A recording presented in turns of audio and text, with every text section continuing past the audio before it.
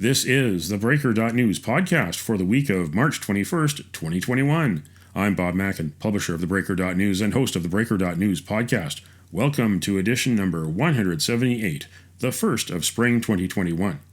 The Breaker is your source for news, opinion, and analysis about British Columbia issues, institutions, and influencers. Later, I'll tell you how you can support The Breaker. On this edition, headlines from the Pacific Rim and the Pacific Northwest, the Is It Just Me commentary. I award a virtual Nanaimo bar to a difference maker, and the big deal feature, remembering the late Ian Waddell with former BC Premier Glen Clark, and a mystery in the Meng Wanzhou court files. I ask China experts Peter Dahlin and Margaret McCuaig-Johnston about an ominous threat mentioned in an RCMP report from December 2018. But first, is it just me?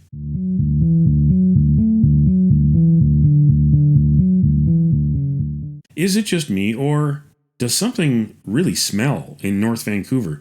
And how much will people all around the Lower Mainland end up paying for it? On March the 12th, Metro Vancouver finally revealed that the North Shore Wastewater Treatment Plant project, being built by Acciona, would cost $1.058 billion and take until 2024 to be built. It was originally announced in 2017 as a $525 million project that should have been completed by 2020. You can read all about it on theBreaker.news. It's under the headline, $1 billion Metro Vancouver Sewage Plant Project has the overruns. On March 17th, the Federal Liberal Infrastructure Minister, Catherine McKenna, and Environment Minister, Jonathan Wilkinson, who represents North Vancouver, joined with BC Transportation Minister Rob Fleming and Junior Infrastructure Minister Bowen Ma of North Vancouver. They were on a Zoom news conference to announce more transit funding. But I took the opportunity to ask them about the troubled sewage plant and its rather smelly finances. I've got a question about a federally, provincially funded mega project that is in MP Wilkinson and MLA Ma's ridings. Last week, Metro Vancouver announced that the North Shore Wastewater Treatment Plant has been delayed to 2024 and that the new budget will be $1.058 billion. It was supposed to be finished by 2020 and cost half the price. The chair of Metro Vancouver, Sav Dhaliwal, told me that the federal and BC governments are not putting any more money into the project right now. They've been asked for more funding. Are the federal and provincial governments looking at funding increases for next year to bring this up, especially since there's a greater tax burden being faced by Metro Vancouver residents? We seem to have lost Minister McKenna, so if I can ask Minister Wilkinson to jump in on that. Well, this is all relatively recent news. As you know, Bob, the budget, the revised budget was just announced last week. And I have not yet had a chance to have a conversation with Metro regarding what their thoughts are in terms of what they would like to see from the federal and provincial government. I'm certainly happy to engage that conversation. But as you know, the federal government has already committed very substantial funding to this project, and it's an important project from an environmental perspective that needs to be completed. But obviously there is concern with respect to the increases in the overall capital that's required to get this done.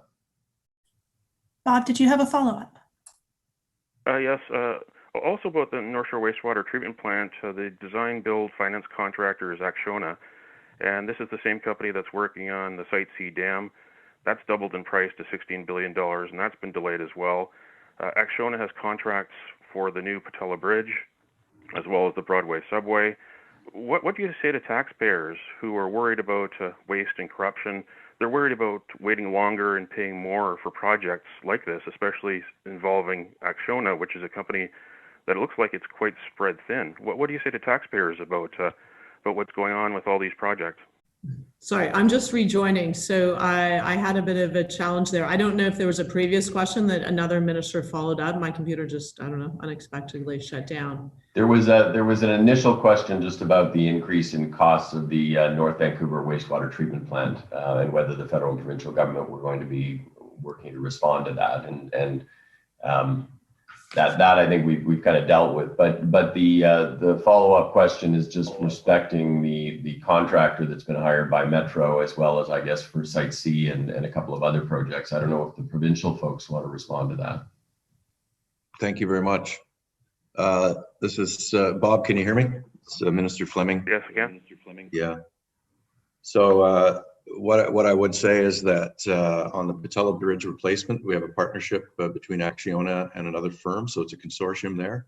We're very, very pleased that that project is underway now with in-river work having begun. We have a very, very strong on-the-ground management team there through the TI Corp. I think it would be fair to say that there are many lessons learned from the Site C Dam project. I don't think that there's very many similarities in terms of the technical or engineering type of work in the project, but in terms of oversight and project management on both Broadway Subway and on the Patella Bridge replacement, a very, very strong team in place. We're happy with the work that's begun, and we're very pleased that both of those projects are underway since the turning of the calendar year. These will not just create hundreds or thousands of jobs, but tens of thousands of direct and indirect jobs into the Metro Vancouver regional economy. Thank you very much. That is all the questions we have today. That got me thinking, did Minister McKenna really have a technical problem? And what about those answers that were given? I think that they did not pass the smell test. What do you think? Email bob@theBreaker.news.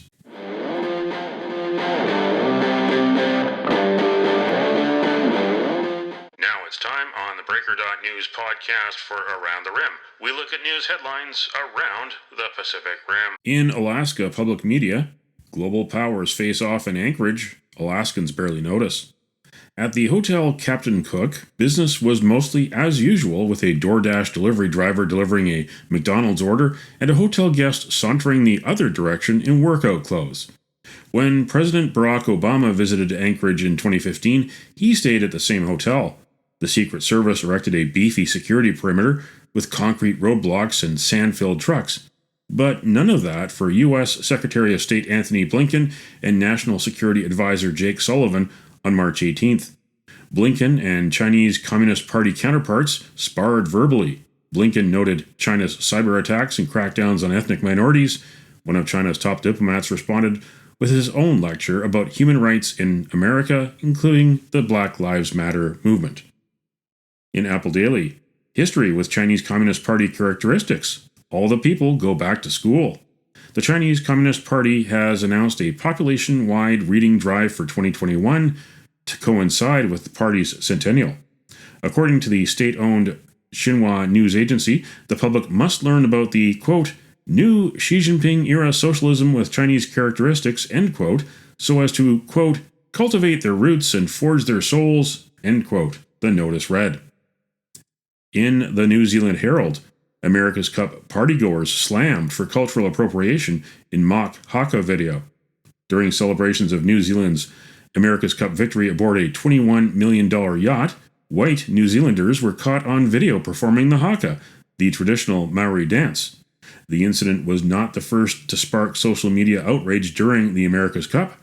Ollie Wall, the son of real estate tycoon Graham Wall, dressed up as the QAnon shaman from the Capitol Hill riot. That's Around the Rim on this edition of the Breaker.news podcast.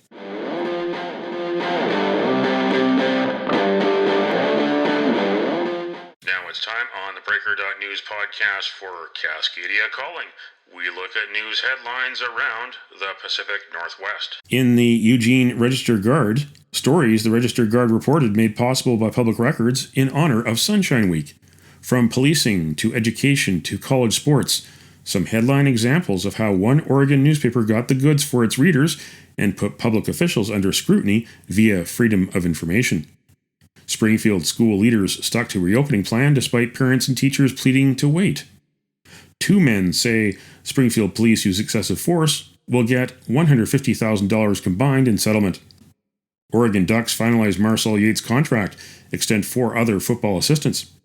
Concerns from teachers, parents in Oak Ridge remain after investigation into superintendent. And Springfield paid former officer Ryan Stone and attorneys $250,000 to settle lawsuit and end employment. From the Associated Press, Washington State Senator Doug Erickson has missed many votes, some while in El Salvador. Whatcom County Republican Erickson has missed more votes than any other state lawmaker this year, with some of his absences from the current legislative action occurring while he was observing elections in El Salvador. He told the Bellingham Herald newspaper that his trip was separate from his work to lobby for Cambodia. Erickson registered as a foreign agent in 2019. Washington state senators are paid $57,000 a year plus per diems. In Czech news, they'll be sadly missed. Friends identify victims in Gabriela Island construction site accident. Chris Straw and Mark Doré, both former CBC employees, died in a Gabriela Island construction accident. They were helping pour the foundation with bedrock ready mix of Nanaimo for a home when a concrete pump truck boom broke and fell on them on March 16th. They were both pronounced dead at the scene, despite a massive effort by first responders. WorkSafe BC and the coroner are investigating.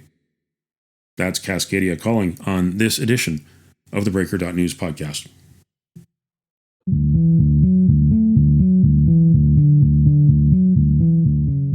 This is the Big Deal feature on the Breaker.news podcast. Another Meng and two Michaels mystery. Michael Spavor was tried in secret on March 19th in Dandong, China. Fellow Canadian prisoner Michael Kovrig goes on trial March 22nd. China accuses the two Michaels of spying. But in the West, they're known as hostages who were taken in retaliation for Canada's arrest of Huawei executive Meng Wanzhou in 2018. The United States wants to try Meng on fraud charges. Her extradition case continues in BC Supreme Court. In the court file, the Breaker.news found an RCMP officer's report from December 2018 that includes this ominous line, and I quote, "Complainant reported online threats that if Meng was not released, 2 Canadians would die." End quote. It raises the question, could Canada have acted faster to warn Canadians in China about their safety? You can read more on the story in the Breaker.news under this headline, Canadian government officials silent about ominous threat after Meng's arrest. I reached out to 2 China experts to get their point of view on this police report and the threat. First, Swedish human rights activist Peter Dahlin, who was jailed for 3 weeks in early 2016 in China. He is the driving force behind Safeguard Defenders. Obviously, one cannot know for sure, but the refusal to deny it would, of course, indicate that there is something more to it than just some, online prank. Because if they had dismissed it, they would most likely just say so out loud. That's pretty typical government behavior, after all. So the failure to not say that, we rule this out is very indicative that there's something more to it for sure. But then again, there's a lot of threats all the time from Chinese netizens, from the so-called Wuma army, etc. So the fact that some kind of death threat would be made, that in itself is not that special. But the fact that they are not denying it or saying that they ruled it out, that of course makes it a lot more interesting, for sure. Margaret McCuaig-Johnston is a former Assistant Deputy Minister in the Government of Canada and is a former member of the Canada-China Joint Committee on Science and Technology. She is now a senior fellow at the University of Ottawa and University of Alberta. I think these are questions that will come out in court, and that's the right place for them. They're questions that lawyers on both sides will be wanting to consider as they're going through this process. And certainly there's a lot in this case that throws the whole issue of Meng into question with the way that China has behaved, and so I'm sure that we'll hear this in due time. But I think it's interesting that there were threats. We'd want to know where they came from in the first instance and who they were made to. Was it somebody who the person thought might be in a position to change the status of her arrest? And of course, we know that 2 Canadians did not die. And so that threat really perhaps wasn't credible to begin with. Maybe this person was just making a loose threat. Mm-hmm. Even though the fate of the two Michaels, their livelihoods were taken away from them. Not their lives, but their livelihoods at very least. Their lives have been taken away from them for more than 2 years. And, you know, I was a friend of China for 40 years, and I'll never be a friend of China again. I'm just outraged that this would happen to two innocent Canadians. Those were the voices of Margaret McCuaig-Johnston and Peter Dahlin. Go to theBreaker.news to read the full story.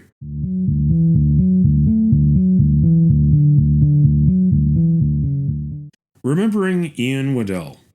Last week, British Columbia politics lost a character who was respected on both sides of the House, in Ottawa and in Victoria. Retired NDP MP and MLA Ian Waddell died at age 78 on March 15th in Vancouver.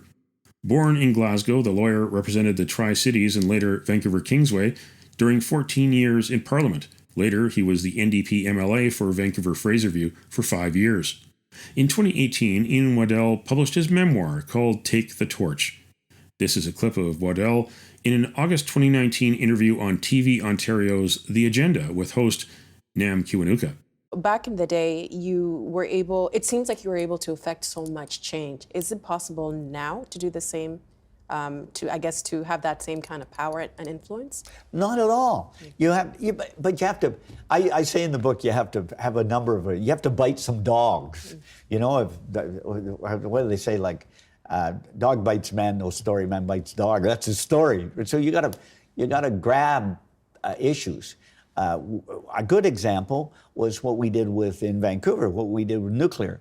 You know, when I was younger, I mean, it's still relevant now, but I don't think people know it so much, was the Cold War and the danger of nuclear war. And we put together, we just called for action. We got some people out. We went to a Pete Seeger concert. We held some signs up, said, hey, we're going to have a rally. 30,000 people showed up. And then we got 60, and then we got 100,000 to walk across the Burrard Street Bridge in Vancouver. And we had a concert. We had music, and we had fun. And we made it fun. I mean, we made it attractive to young people. And they came out. Did we have an influence? I'm not sure. I think we did on the peace movement. Mm-hmm. We went to New York. I talked about, we had 1 million people marching. And it was a movement, you know? And you've seen movements in the past, the green, you know, the environment movement, the peace movement, the gay movement, the women's movement. You know, you have to grab these issues. Waddell was appointed by BC Premier Glen Clark to be the Tourism and Sports Minister in 1998. Waddell remained in the position until 2000. He was a key figure in turning film and TV production into a major BC industry. Waddell was also the tourism minister when BC successfully campaigned for the Canadian rights to bid for the 2010 Winter Olympics. BC beat out 1988 host Calgary and Quebec City, a losing bidder, for 2002. I asked former Premier Glen Clark about Ian Waddell's legacy. Glen, where were you when you heard that Ian had passed away? You know, I got a text from Mo Sahota, believe it or not, who'd found out first in the evening. Yeah, it's funny. I talked to Ian about maybe 3 weeks ago at most. I mean, he was his typical upbeat self. He told me he'd had a heart scare that was a couple of days in December. And so he was all better now, and he was working out and running and skiing, and he was active, and he sounded great. And so it was a real shock to see him pass so fast, so suddenly. Looking back at the 1990s, when you were premier and you chose him to be in cabinet and chose him to be tourism minister, why did you choose Ian? What did you see in him for that portfolio? Well, he's almost the perfect description of what you want for a tourism minister. He's a shameless booster of British Columbia. His energy levels were high. He loved promoting BC. He was a good salesperson. He liked going to all the events, you know, all the black tie events and representing British Columbia. Not all politicians, believe it or not, really like that side of politics, but he was perfect for it. And when he got his bit in his teeth, you know, when he really got something, whether it was both the Olympics or the film industry, he really was just relentless, actually annoyingly relentless in pursuing those internally inside the government.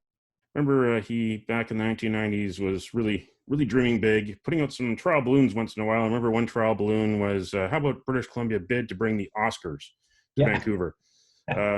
Really dreamed big. It's been difficult to get the Oscars out of Hollywood. I think they've been in New York recently, but never came to Vancouver, but have had Oscar nominees in British Columbia because of the foundation laid in the 1990s. Well, as you know, it's a tricky question, right? Tax expenditures, because at the time we had a pretty decent film industry, but we were lagging partly because other jurisdictions had matched the tax credit system in British Columbia. So, you know, where does it stop, and how far along do you move? And Ian did a lot of work to sort of persuade me in particular, and the government generally, that that there was opportunities in British Columbia in beyond just the film industry, in the animation industry, and in video games and other things, that we could really look at building a knowledge-based, if you will, creative industry here in British Columbia. And one of our competitive advantages is it's such a spectacular place with a very good education system. And so he persuaded us to proceed, and we did it. And boy, it was good timing, because it's really paid off. Looking back on his work on the Olympics, it became much bigger than anyone ever thought it would be, and transformed the economy for good, bad, and the ugly of Vancouver, for tourism, for trade, for real estate. What was it about his work on the Olympics that you saw was key back in the 1990s? Well, he really everything into it, as he always did with everything. In our case, it's a funny story that I don't think I've ever told the story. Not a big one, but when we were bidding for the Canadian rights, we weren't the front runner, right? The front runner was Quebec, because they had won the rights previously and lost at the IOC, and so they were going for a second shot at it. And Calgary was a little bit of a Calgary had they were really late to the party, and they were arguing. Of course, they had all the infrastructure paid for, so they were kind of not half-hearted, but they were a little bit less, I think, keen. So British Columbia was behind, and Ian wanted me to go to Toronto to present on behalf of British Columbia, to sort of do the closing speech, or one of the big to try to be a closer on the thing. And I didn't want to go, because I was absolutely exhausted. I hadn't seen my family for a while. You know, politics is a tough business that way. My son was quite young. And he said, well, I'll tell you what, I'll arrange to bring your son with. Your son can come with you. And I'll arrange to get him in to see the Toronto Maple Leafs right into the Gardens, because he had Arthur Griffiths on side. So he worked on this big elaborate thing to try to compel me to go to the deal. And I'm afraid to say now, because I don't think it looks very good. I should have been so keen to go, but I wasn't at the time. And then when he arranged for my son to come, and it was actually a really nice trip for me and my son as well. We went to the Hockey Hall of Fame, and we went and we got a signed autograph from Matt Sundin and a stick, and we went into we managed to arrange to get into the Toronto Maple Leafs dressing room and all that stuff. And then, of course, we had the big presentation, which was very, very important to us. And he really went way beyond for me personally, so that I could not only go there, but I could be relaxed and supportive and do a good job. And so I think that's how far he went on everything to try to make this happen. So he really pulled all the stops. And we, of course, didn't win by very much, the Canadian rights. Just enough to transform the province in so many ways.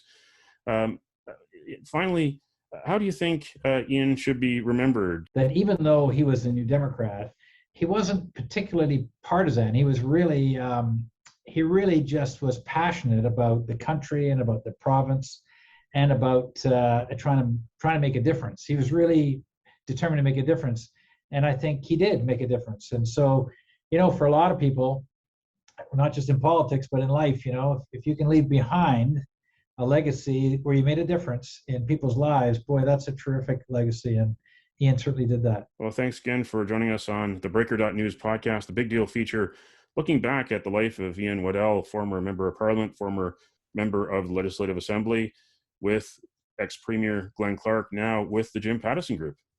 Thanks, Bob. Nice to talk to you. That was the voice of Glen Clark, who was the 31st Premier of British Columbia from 1996 to 1999. He is now President and Chief Operating Officer of the Jim Pattison Group. We're all in this together,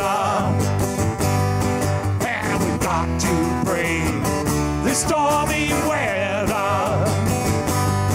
You can count on us, we're your neighbor.